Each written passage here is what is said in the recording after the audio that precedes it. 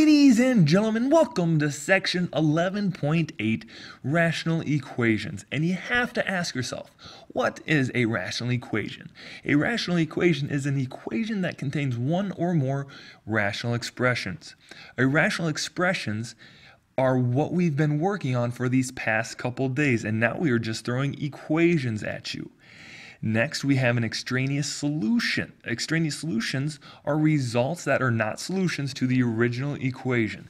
And you will see what some extraneous solutions will be when we get to next couple slides. But first, let's go ahead and solve for one and then see if there are any extraneous solutions.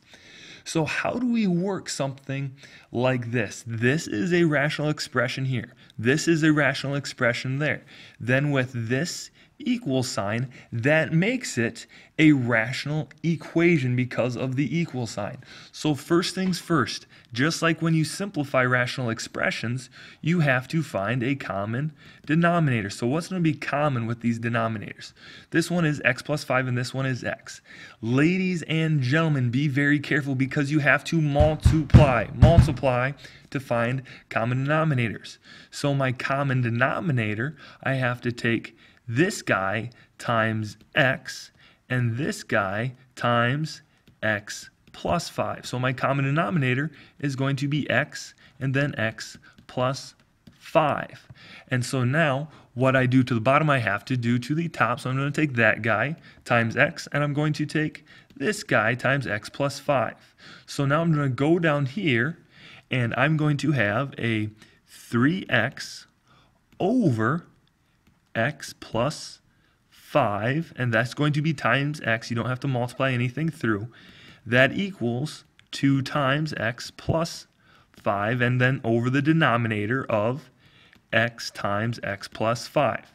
Now, ladies and gentlemen, with rational equations and only with rational equations, we then, once we find the denominator, we do not need it anymore, but that is only with rational equations. So now that I don't need my denominator anymore, I'm just going to have 3x equals 2 times the quantity x plus 5. So now we just have to solve this. How do we solve this? We distribute that 2 through, so it's 3x equals 2x plus 10. We solve for x. We subtract over the 2x. So we have x equals 10. Now, ladies and gentlemen, for our extraneous solution, we have to check to see what our extraneous solution is. And then how do we do that? Well, we have to plug in our answer. So here is our 10, right? We have to plug our 10 in for all the x's that occur to make sure we have the right thing. So for our extraneous solutions, we have 3 over 10 plus 5, because I'm plugging in my 10 for x, equals 2 over 10. Now this guy with the fraction being added on the bottom is just 3 over 15 equals 2 tenths. Now is this going to be the same thing? They both simplify to 1/5. Since they simplify to the same thing, we have our answer right here, x equals 10. Let's try some more. With number 2, the very first thing we have to do with these kind of problems is to find our common denominator. So with 2, what's my common denominator? I have a y, I have y plus 1, and what do I have here? I have just a 1 on the bottom. Well, my common denominator is, when I multiply things together, it's y times y plus 1. Ladies and gentlemen, we find a common denominator by multiplying things together, by multiplying. So now, to get this y to my common denominator, what do I need? I need a y plus 1. To get y plus 1 to a common denominator, what do I need? I need a y, and then to get the 5, I need a y, and then y plus 1. So now let's go ahead and write everything down. We have 4 times y plus 1, and then plus 5y times y, and then that equals 5y times y plus 1. Now, do I need my denominator? I do not need my denominator when I have rational equations. When I have rational equations, I do not need my denominator. So let's go ahead and solve for y here. Distribute this 4. So we have 4y plus 4 plus 5y squared, and now that's going to equal 5y squared over here plus 5y. Let's start combining some terms. I'm going to subtract this 5y squared over. When I do that, that's going to be really nice. Those things are going to cancel out.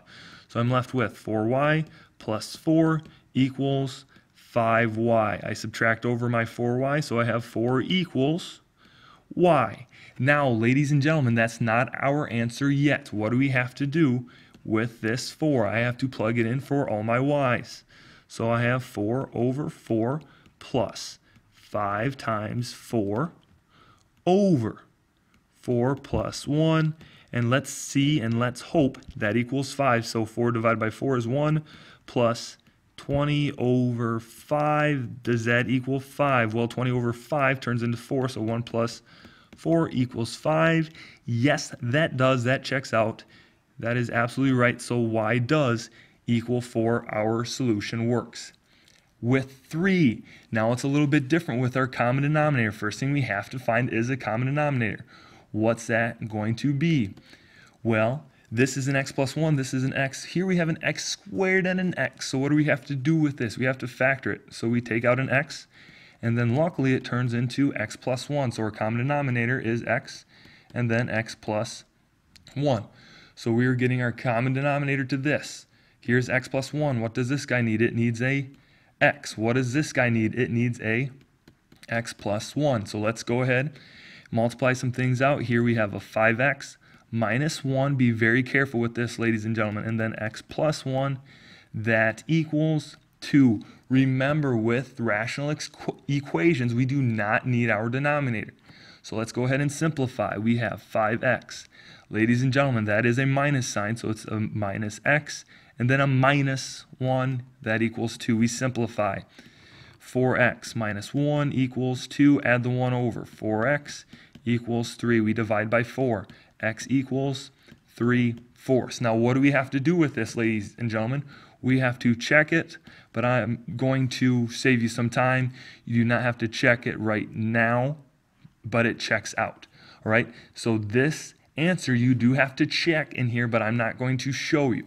You do have to check your work, ladies and gentlemen, for the next example, and you will see why. With 4, we're getting it to our common denominator. Same thing with rational equations and rational expressions. We have to find our common denominator. Common denominator here, n minus 5, n minus 5. Awesome. This 5 is over 1, so what's going to be our common denominator? You got to like that. N minus 5. So this is good. This is good. This guy just needs an n minus 5. So now let's multiply things out. We have 2n plus 4n minus 30 equals 5 times n minus 5. Now, ladies and gentlemen, we do not need the denominator only with rational equations. So I do not write my denominator. Solve it. So we have 6n minus 30. That equals 5n minus 25. Simplify. Subtract my 5n over. So it's n minus 30 equals negative 25. N my 30 over. So it's n equals a positive 5. So now make sure you check your work. Well, when I check my work, ladies and gentlemen, what happens here?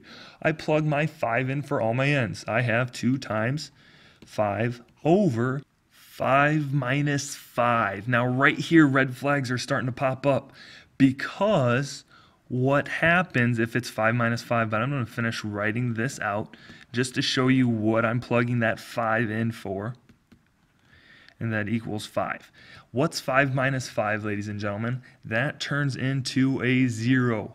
Can we divide by 0? No, we cannot. So this right now, since this guy is 0 on the bottom, that means we have a no solution. So this 5 does not work. So if this 5 does not work, it's the only answer we had.